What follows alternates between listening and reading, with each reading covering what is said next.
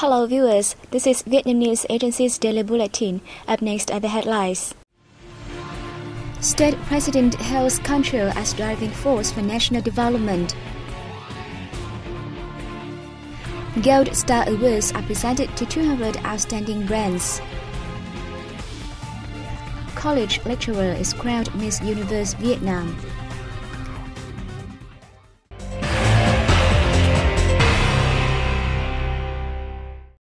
President Trương Tấn Sang has said the party and state consider culture the foundation of the society and the driving force for national development. President Trương Tấn Sang made the remarks while addressing a national seminar to discuss the role of arts and literature in developing personalities in Vietnam. The two-day event concluded in Ho Chi Minh City on October 4th. He further said, in the context of international integration, culture will contribute to expanding understanding and multifaceted cooperation between Vietnam and other countries. He urged artists and writers to have more works to reflect Vietnam's past resistance and its current process of national construction and development. He said artistic and literary works should encourage role models in society and promote the good, the true, and the genuine. Participants at the event put forth measures to promote the role of arts and literature in developing personalities of the Vietnamese people, highlighting the responsibility taken by writers and artists in promoting a good lifestyle in the country. An awards ceremony took place in Hanoi on October 4th to honor 200 outstanding brands that have made contributions to boosting economic development and raising the country's image. The Gold Star Awards, founded in 2003, aim to encourage Vietnamese businesses to focus on building their brands and enhance their competitiveness to prepare for international integration. The awards have become Vietnam's largest program, supporting the Politburo's Vietnamese People Use Vietnamese Girls campaign. The honored brands generated more than 839 trillion Vietnam dongs in revenue last year. They paid more than 90 trillion Vietnam dong to the state budget and created over 252,000 jobs. Speaking at the ceremony, Deputy Prime Minister Nguyễn Xuân Phúc spoke highly of the achievements made by the honored enterprises, saying that they were the leaders in production, business, development of brands and international integration. He praised the central committees of the Ho Chi Minh Communist Youth Union, the Vietnam Youth Federation, and the Vietnam Young Entrepreneurs Association for their efforts in supporting and connecting outstanding young entrepreneurs. The Vietnam Young Entrepreneurs Association has so far set up its chapters across the country with more than 10,000 members. They are generating over 2.5 million jobs. The government has agreed on suspending the collection of the controversial road maintenance fees from motorbike users starting in 2016 after public criticism said the fee was unfair. The decision was made in a recent cabinet meeting. The Ministry of Transport said in a report that although the fee was in line with the law on road transport and the order on fees and charges, its collection should be postponed due to a number of difficulties in execution. Loopholes in regulating the jurisdiction of local authorities over the fees collection made it highly dependent on the residents' self-decisions to voluntarily pay the fee or not, said the ministry. That, in turn, resulted in the extreme low collection of the road fees since its first enrollment in 2013 and its decreasing trend through the years. The ministry said over the past 3 years, the amount of fee collected reached merely $53.3 million, only half the amount previously planned in the Road Maintenance Fund at $115.5 million per year. The fee collection amount over the first 6 months this year dramatically plummeted, down to $7.7 million, only 6.7% of the annual plan.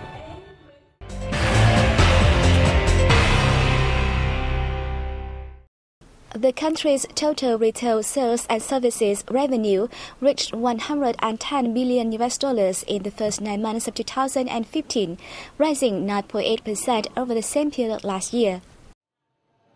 The General Statistics Office reported the retail sales of goods and services in September alone is estimated at $12.27 billion, or 0.6% increased against August. Revenues in some sectors saw a handsome increase. Food and foodstuffs saw an increase of 15%, garments and textile up nearly 11%, and transport services are estimated to increase more than 8%. In the first 9 months, the increase in purchasing power equaled the first and the second half of this year. It was attributed to more purchases of essential goods by residents during the country's National Day on September 2nd and the Autumn Festival on September 27th. Purchasing power was one of the indicators which reflected the macroeconomic recoveries in the first 9 months of this year.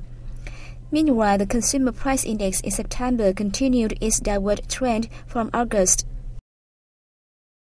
The Ministry of Agriculture and Rural Development has reported that the country's total rice output is estimated at 45.1 million tons this year, up 0.3% from 2014. About 91.2% of the total area under summer-autumn rice crop was harvested in southern Vietnam by mid-September, with an average yield of 5.4 tons per hectare, up 80 kilograms compared to the same crop last year. The increase is due to favorable weather conditions, enabling both a healthy crop and higher rice prices. The Mekong Delta region has planted more than 612,000 hectares of autumn-winter rice crop this year, up 4% annually. Around 20% of the area has been harvested, producing 5.43 tons per hectare. Meanwhile, northern Vietnam is forecast to see its rice output drop 1% due to a 1.3% decline in growing areas. Last year, Vietnam exported 6.3 million tons out of its 45 million tons of rice output, becoming the world's third largest rice exporter, just behind India and Thailand. More than 96,000 enterprises in Hanoi have successfully registered for and completed e-tax payments, accounting for 91% of total local enterprises. The Hanoi Taxation Department said e-tax payments have helped enterprises save time and cost compared to traditional payment methods, encouraging enterprises to actively participate in the new mode. In order to create favorable conditions for enterprises to make e-tax payments, the department has advised sector and administration authorities to coordinate with tax officers to implement e-tax declarations and payments. The department is also working with commercial banks to open seminars for local enterprises regarding e-tax payments, with a view to evaluate the implementation process and introducing solutions to difficulties that could be encountered during the process. To date, Hanoi is one of 25 localities nationwide that have achieved 90% of their enterprises implementing e-tax payments as per government resolution, which requires the time to complete tax payments not to exceed 121.5 hours a year, and the proportion of e-tax declarations among enterprises to be over 95%.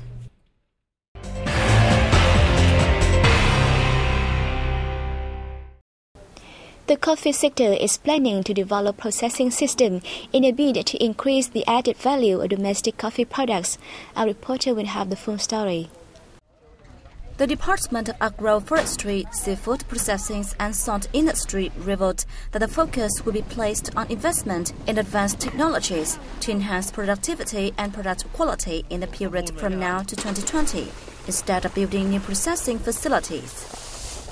By 2020, finished processed coffee products such as roasted and ground coffee and instant mixed coffee are expected to account for 25% of the total coffee beans output, of which the total yearly productivity of roasted and ground coffee will reach 50,000 tons, and that of instant coffee will be 255,000 tons. According to the Central Highlands Steering Committee, the coffee and pepper sector currently exports mostly unprocessed products with limited added value. In the 2013 to 2014 crop, nearly 1.4 million tons of coffee were shipped abroad, generating only $3.55 billion. There are currently 265 coffee processing firms across the country, with a combined annual capacity of nearly 100,000 tons of coffee products. However, the majority are not running at full capacity. Coffee trees are currently grown on more than 641,700 hectares, producing nearly 1.4 million tons of coffee beans each year. The Central Highlands accounts for 573,000 hectares and more than 1.3 million tons. The ministry has set its sights on yearly revenues of $3.8 to $4.2 billion from coffee exports by 2020 and $4.5 billion by 2030. Remittances sent by overseas Vietnamese to Ho Chi Minh City reached $3.25 billion in the first 9 months of the year. More in the following. According to the city-based branch of State Bank of Vietnam, the Southern Hub has continuously been one of the top localities nationwide receiving the biggest volumes of remittances, accounting for 40 to 45% of the total in previous years. The amount of inward remittances to Ho Chi Minh City is expected to hit $5.5 billion this year, making up around 50% of the country's total. The central bank attributed this year's high rate to the recent favorable adjustment of exchange rates, the recovery of local businesses, and the warming real estate market, among others. Last year, Vietnamese living abroad remitted over $5 billion to the city, 4.2% higher than in 2013. Remittances to Vietnam have increased about 22.4% annually in the past 2 decades, with an exception in 1997 and 2009 when economies in the world faced a financial crisis. Dong Nai Province, one of the industrial hubs in southern Vietnam, attracted an estimated $1.83 billion in foreign direct investment in the first 9 months of 2015, up 54% against the same period last year and surpassing the yearly target by 83%. Dong Nai Provincial Department of Planning and Investment reported there were 78 new purchases with a total registered capital of $1.35 billion, while $483 million was added to 77 existing purchases in the period. The purchases were mainly being carried out at industrial zones by Asian firms. The locality has so far attracted a combined 1,535 projects worth approximately $28 billion. Many enterprises from the US, India, China, the Republic of Korea, Japan, Thailand and Singapore have visited Dong Nai to study its infrastructure, policies and mechanisms serving their investment plans. From January to September, foreign investor businesses in the locality earned $12.9 billion in total revenues, a year-on-year rise of 7.5%. A 24-year-old college lecturer won the crown of Miss Universe Vietnam 2015 after surpassing other 43 contestants in the finale held in Nha Trang City, Khánh Hòa Province on October 3rd. Phạm Thị Hương hails from the northern city of Hải Phòng and lectures at the Saigon College of Arts, Culture and Tourism in Ho Chi Minh City. The short and straight-to-the-point answer at the Q&A section helped her secure the victory. She also claimed the Sea Pageant Beauty title. Hương will represent Vietnam at the Miss Universe 2015. The finale featured 44 contestants competing in traditional áo dài, swimsuits, evening gowns, and Q&A section. The first and second runner-up titles went to Ngô Trà My and Đặng Thị Lệ Hằng from Hanoi and Da Nang City, respectively. Extra prizes include the People's Choice Beauty, the most beautiful contestant in áo dài, the Sea Pageant, the most photogenic beauty, and the friendliest beauty. And that's all we have for today. Thank you for watching and see you next time.